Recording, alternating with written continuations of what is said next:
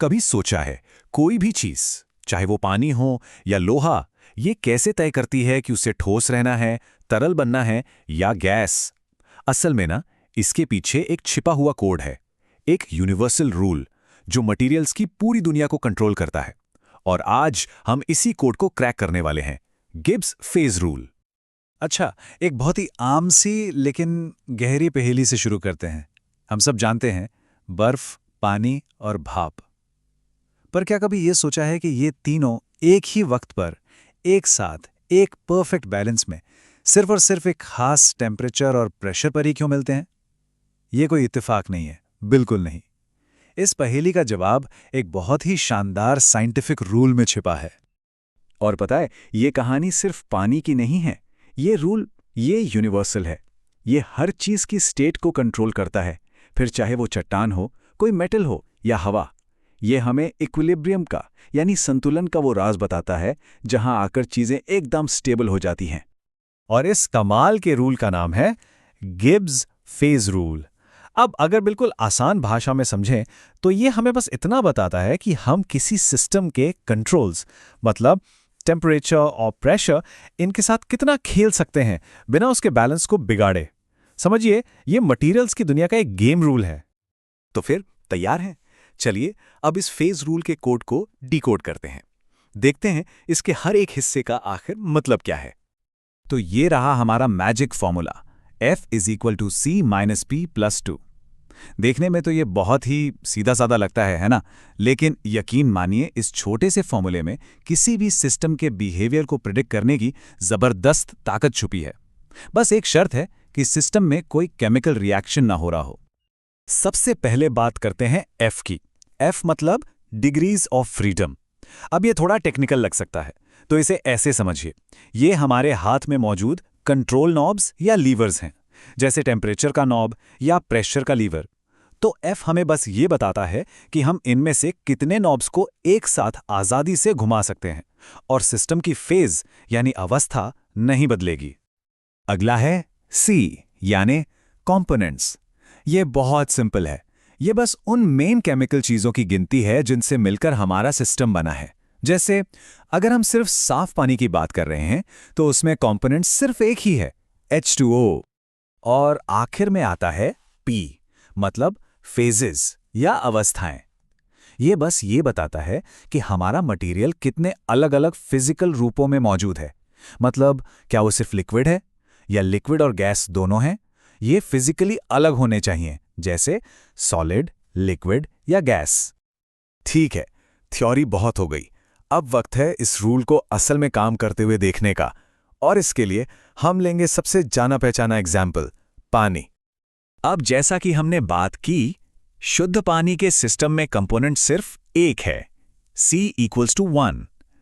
तो हमारा जो मेन फॉर्मूला था, F = C-P+2, वो अब और भी सिंपल हो जाता है। वो बन जाता है F = 3-P, और यहीं से असली मजा शुरू होता है। तो अब देखिए ये जादू कैसे काम करता है। सबसे पहले सोचिए, हमारे पास सिर्फ लिक्विड पानी है, मतलब फेज P हो गया 1। तो फॉर्मूला क्या हुआ? FB = 3-1, यानी F = 2। इसका मतलब है हमारे पास दो नॉब्स हैं। हम टेम्परेचर और प्रेशर दोनों को अपनी मर्जी से बदल सकते हैं, और पानी लिक्विड ही रहेगा। ठीक है, अब दूसरा केस, पानी उबल रहा है। तो यहाँ कितनी फेजेस हैं? 2, लिक्विड और भाप। P = 2। अब FB = 3-2, यानी F = 1। अब हमारे पास सिर्फ एक ही नॉब है। अगर हमने टेम्परेचर सेट कर दिया तो प्रेशर अपने आप फिक्स हो जाएगा। हम दोनों को एक साथ कंट्रोल नहीं कर सकते। और अब सबसे कमाल का केस, जब बर्फ, पानी और भाप तीनों एक साथ मौजूद हों, P = 3, तो फॉर्मूला क्या कहता है? F = 3-3, मतलब F = 0, 0, कोई नॉब नहीं बचा। इसे ही कहते हैं ट्रिपल पॉइंट। यहाँ सब कुछ लॉक हो जाता है। टेम्परेचर और प्रेशर एकदम फिक्स हैं, हम कुछ भी नहीं बदल सकते। और यही वो पॉइंट है जिसके बारे में हमने एकदम शुरू में सवाल पूछा था। और ये रूल सिर्फ पानी तक ही सीमित नहीं है, पता है? ये सल्फर जैसे और भी कॉम्प्लेक्स मटेरियल्स को एक्सप्लेन कर सकता है। सल्फर की खास बात यह है कि उसके एक से ज्यादा सॉलिड फॉर्म होते हैं जिन्हें एलोट्रॉप्स कहते हैं, और ये रूल उनके बीच के बैलेंस को भी एकदम सटीक तरीके से प्रेडिक्ट कर सकता है। चलिए अब एक प्रैक्टिकल शॉर्टकट की बात करते हैं। देखिए, कभी कभी हमें पूरे गिब्स रूल की जरूरत नहीं पड़ती, खासकर तब जब हम ऐसे सिस्टम्स के साथ डील कर रहे हों जहां गैस का कोई लेना देना नहीं है। इसे कहते हैं कंडेंस्ड रूल। देखिए, हमारा जनरल रूल है F equals C minus P plus 2।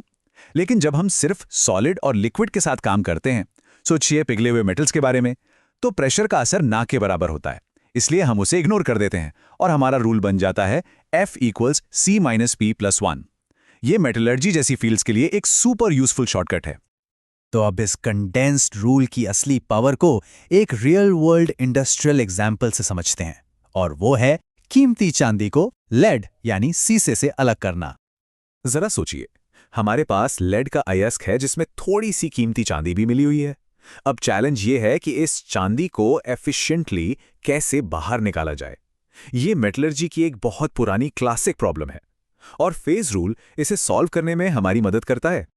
इस प्रोसेस को कहते हैं डीसिल्वराइजेशन, और यह बहुत ही क्लेवर तरीका है। स्टेप 1, हम चांदी और लेड को एक साथ पिघलाकर एक लिक्विड मिक्सचर बनाते हैं। स्टेप 2, अब हम इस मिक्सचर को धीरे धीरे, बहुत धीरे धीरे ठंडा करते हैं। अब क्योंकि लेड का मेल्टिंग पॉइंट ज्यादा है तो वो पहले जमना शुरू होता है और प्योर लेड के क्रिस्टल्स बनने लगते हैं। स्टेप 3, जैसे जैसे लेड सॉलिड बनता जाता है, जो बचा हुआ लिक्विड है उसमें चांदी की मात्रा बढ़ती जाती है, मतलब वो लिक्विड चांदी में और ज्यादा रिच होता जाता है। स्टेप 4, हम ये प्रोसेस तब तक करते रहते हैं जब तक हम एक बहुत ही स्पेशल पॉइंट पर नहीं पहुंच जाते, जिसे कहते हैं यूटेक्टिक पॉइंट, और यहीं पर हमारा फेज रूल अपना कमाल दिखाता है।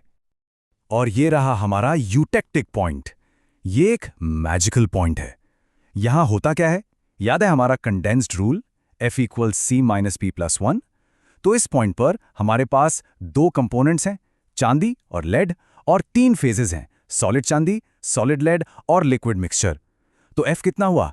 F इक्वल्स 2 माइनस 3 प्लस 1, मतलब F equal 0, 0 degrees of freedom. फिर से इसका मतलब है कि इस पॉइंट पर टेम्परेचर और कंपोजिशन दोनों पूरी तरह से फिक्स हो जाते हैं, वो बदल ही नहीं सकते। ये एक इनवेरिएंट पॉइंट है जो इस पूरे प्रोसेस के लिए एक परफेक्ट स्टॉप साइन की तरह काम करता है। तो अब तक हमने जो कुछ भी सीखा है, चलिए उसे एक आसान से टूलकिट में समेट लेते हैं ताकि वो हमेशा याद रहे। तो ये रही हमारी फेज रूल चीट शीट। पहला टूल है हमारा general rule F equal C minus P plus 2। ये है हमारा मास्टर टूल जो हर सिचुएशन में काम आता है। दूसरा tool one component rule F equals 3 minus P। ये प्योर चीजों के लिए जैसे पानी हमारा स्पेशलिस्ट टूल है। और तीसरा tool condensed rule F equals C minus P plus 1। ये मेटोलॉजी जैसे प्रैक्टिकल कामों के लिए हमारा शॉर्टकट टूल है, जहां प्रेशर की कोई खास वैल्यू नहीं होती।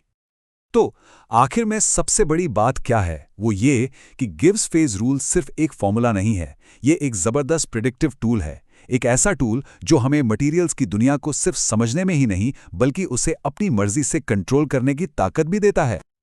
और ये हमें एक बहुत ही दिलचस्प सवाल के साथ छोड़ जाता है। सोचिए, इस एक सिंपल से रूल का इस्तेमाल हम और कहां कर सकते हैं? टेक्नोलॉजी में, जियोलॉजी में। क्या ये हमें ज्वालामुखी के अंदर पिघले हुए लावा के बिहेवियर को समझने में मदद कर सकता है? या फिर शायद एक परफेक्ट केक बनाने का राज भी इसी में छिपा हो? सोचने वाली बात है ना?